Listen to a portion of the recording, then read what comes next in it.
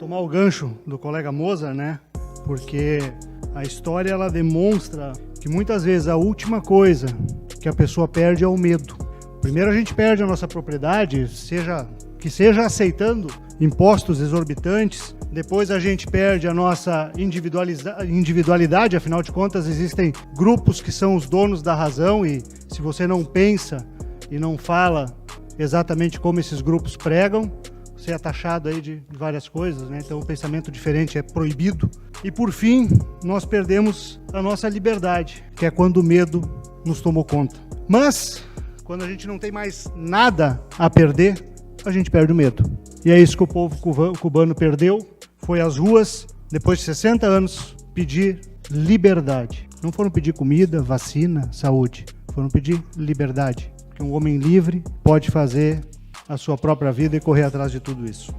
Eu desejo coragem, vereador Mozart, ao povo cubano, que é o que eles precisam para derrubar de vez por toda esse regime totalitário que só distribui miséria, pobreza e sacrifício.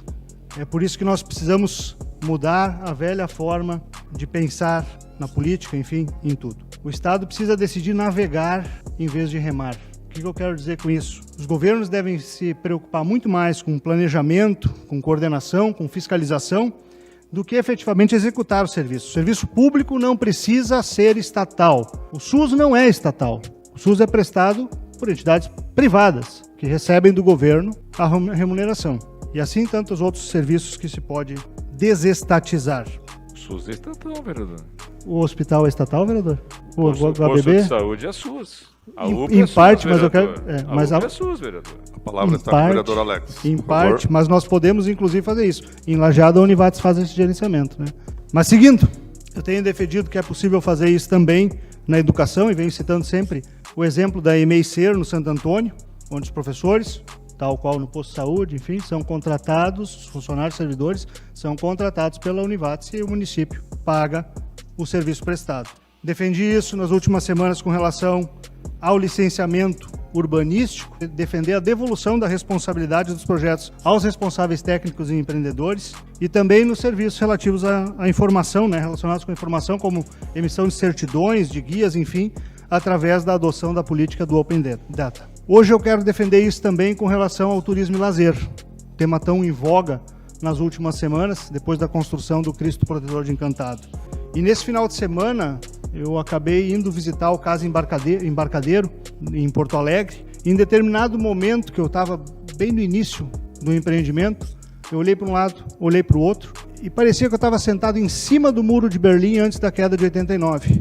Um lado, prédios depredados, que não vê uma pincelada de tinta há décadas, e do outro lado, as famílias aproveitando o fim de semana com seus filhos, curtindo uma estrutura muito bem montada para receber as pessoas. E é isso que as cidades precisam disponibilizar para os seus habitantes. Estruturas que possibilitem a vida, a felicidade. Cada família vai aproveitar esses espaços da forma como julgar adequada, mas eles precisam estar ali disponíveis. E nós não podemos esperar que o Estado disponibilize isso, sob pena de nós termos aqueles velhos armazéns do Cais do Porto de Porto Alegre, literalmente caindo. Bom, qual o assunto que eu quero trazer com essa reflexão?